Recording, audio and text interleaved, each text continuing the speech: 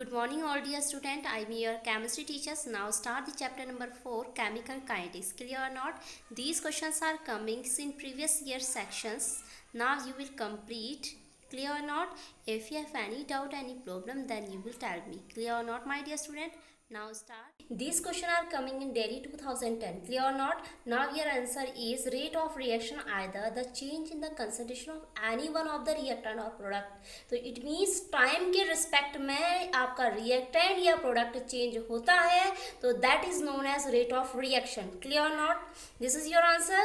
So the change in the concentration of any one of the reactant or product per unit time, that is known as rate of reaction.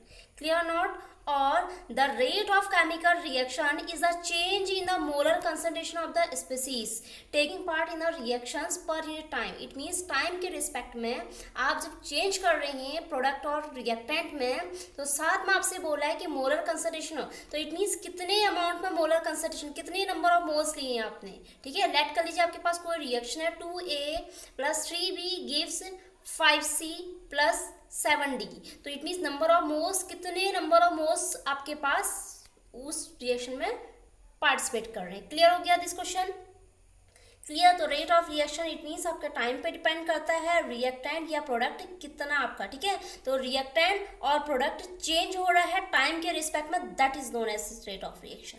This question clear not? Now next question है define order of reaction. तो it means यहाँ पर order की बात की जा रही है. आपने पहले प्रीवियस सेक्शन में नोट्स में पढ़े थे, यह आपके पास ऑल इंडिया लेवल्स पे आया है. ठीक है, ये 2011 में आया हुआ है क्वेश्चन है. तो देखिए ऑर्डर ऑफ रिएक्शन क्या होता है, जो आपके पास पावर्स होती है उनकी sum, the sum of powers of the concentration of the reactant in the rate law expression is called the order of reaction.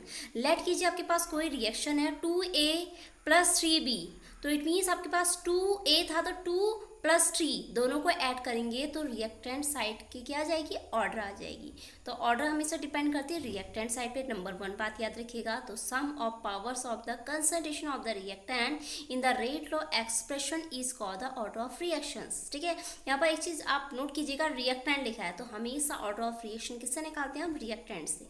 Clear हो गया my dear student? Clear. Now next question देखिए आपके पास, question number 3 define activation energy. All India level 2011 में क्वेश्चन आया. ठीक है, बोर्ड एग्जामिनेशन में. Activation energy it means name से पता लगा कि एक्टिव होके जो एनर्जी रिलीज करेगा. ठीक है, the minimum extra amount of energy absorb by the reactant molecules to form the activate complex is called activation energy. तो इट मीन्स जो रेस्ट फॉर्म में है उसको कम से कम इतनी एनर्जी दी, कम से कम इतनी एनर्जी दी जाए कि वो एक्टिवेट हो जाए. क्लियर हो गया? तो कम से कम इतनी एनर्जी देंगे कि ऑटोमेटिक वो एक्टिवेट हो जाए, तो उसको कहेंगे एक्टिवेशन एनर्जी.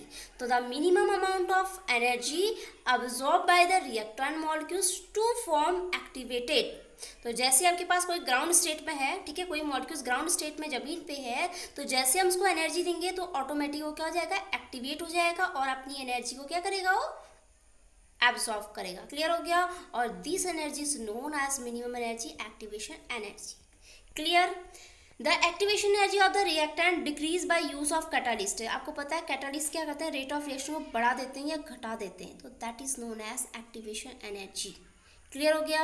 डिक्रीज इसलिए करते हैं क्योंकि कैटालिस्ट की अपनी भी प्रॉपर्टी होती है. क्लियर हो गया? जैसे आप 2A + 3B gives 5C + 7D लिखा, तो आप एरो लगाते हो बीच में, एरो के ऊपर से आप H2SO4 CaSO4 या जो भी आप क्या लेंगे कैटालिस्ट लेंगे, that is known as catalyst, and catalyst is depend on this reaction.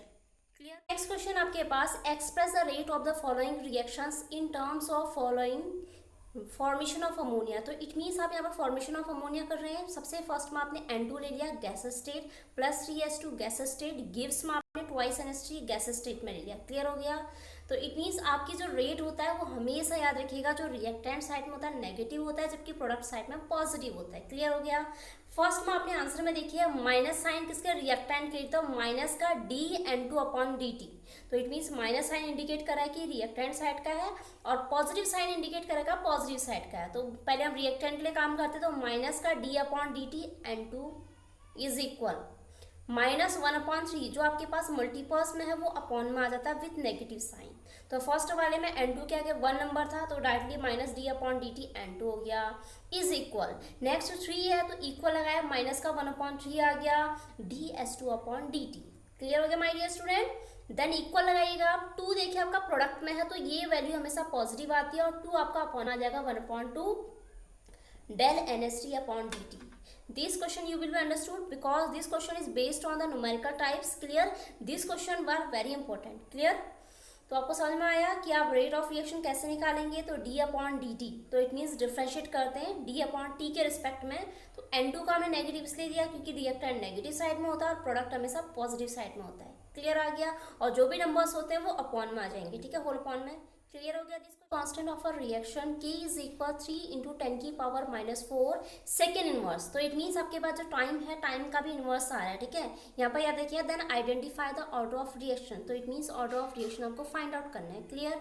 तो ये देखिए आप पहले रेट से पता लगाएंगे k is equal 3 × 10⁻⁴ second inverse आ रहा है। तो आपके पास फर्स्ट ऑर्डर रिएक्शन आपको पहले अपने माइंड में क्लिक कीजिए। तो आपके पास k इज इक्वल होता है 2.303 होल अपॉन t, ठीक है, याद है, ठीक है। तो k इज इक्वल आपके 2.303 अपॉन में t होता है और लॉग में आपकी वैल्यू होती है, ठीक हो गया।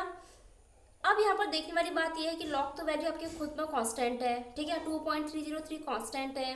तो k इज इक्वल आपके पास 1/t। तो इट मीन्स 1/t इसकी यूनिट क्या आएगी सेकेंड इनवर्स। क्लियर हो गया। तो यहाँ पर आंसर आपके पास क्या आ जाएगा सेकेंड इनवर्स में इज दी इक्वेशन या is the case of first order reaction. तो आपने आइडेंटिफाई कर लिया यहाँ पर कि ये फर्स्ट ऑर्डर रिएक्शन का ही आंसर होगा। क्लियर हो गया। क्योंकि यहाँ पर हमारे पास क्या दे रखा है k की वैल्यू देखिए सेकेंड इनवर्स में k की वैल्यू देखो k और t एक दूसरे का इनवर्सली प्रोपोर्शनल होता है। अगर t को आप ऊपर लेते हो k को नीचे लेते हो, ठीक है, 1/k में, या k को आप ऊपर लेते हो तो t को नीचे लेते हो तो k इज इक्वल 1/t आपका वैल्यू आएगी। तो 1/t it mean second inverse. Clear हो गया this question. Clear. Now next question को स्टार्ट करते हैं। Clear not. Now question number 6 देखिए बेटा, right the unit of constant of a zero order reaction. तो इट मीन्स ये आपका, ठीक है, जब आप क्या लिखोगे जीरो ऑर्डर रिएक्शन का फॉर्मूला लिखिएगा। फॉर्मूले से आपके पास mole litre inverse second inverse is a unit of rate constant for a reaction zero order. Clear हो गया। तो इट मीन्स आप वहाँ से फाइंड आउट करोगे कि डायरेक्टली किसकी बात करा, जीरो ऑर्डर रिएक्शन की बात करा, आप डायरेक्टली अपना आंसर निकालेंगे। क्लियर हो गया माय डियर स्टूडेंट। तो ये फॉर्मूला आपके पास क्या है जीरो ऑर्डर रिएक्शन का। जीरो ऑर्डर रिएक्शन आपको डेरिवेशन कराया है हमने स्पेशली एक वीडियो में, ठीक है। तो उसका फॉर्मूला लिखिएगा, फॉर्मूले से आप फाइंड आउट कर लेंगे। क्लियर हो गया। नेक्स्ट क्वेश्चन करें। क्वेश्चन नंबर 7 देखिए, define the rate of reaction. वही फर्स्ट वाले क्वेश्चन की तरह है। रेट ऑफ रिएक्शन किस पे डिपेंड करता है, टाइम पे, पर यूनिट टाइम पे। तो आप कहोगे the change in the concentration of the reactant per unit time. तो देखो dx/dt, तो d/dt तो टाइम के रिस्पेक्ट में हो रहा है, x के आपके पास कंसंट्रेशन है रिएक्टेंट का, ठीक है, आप इसे ब्रैकेट में लिखते हो, ठीक है, कंसंट्रेशन कहते हैं इसे। The change in the concentration of reactant per unit time है, टाइम के रिस्पेक्ट में आपके पास जो चेंज होगा that is known as rate of reaction. Clear. Now your next question आपके पास डिफाइन रेट कांस्टेंट के आपको फाइंड आउट करना है। क्लियर हो गया। तो रेट कांस्टेंट में के कैसे फाइंड आउट करते हैं देखिएगा। It is defined as a rate of, it is defined as a rate of reaction when the concentration of reactant is taken as unity. It means आपके पास रेट ऑफ रिएक्शन और concentration आप जब लिखते हो rate of reaction is equal k और concentration of R. तो it means अगर कंसंट्रेशन ऑफ रिएक्टेंट आपके पास 1 हो जाए तो रेट आपका डायरेक्टली के इक्वल हो जाएगा। क्लियर हो गया।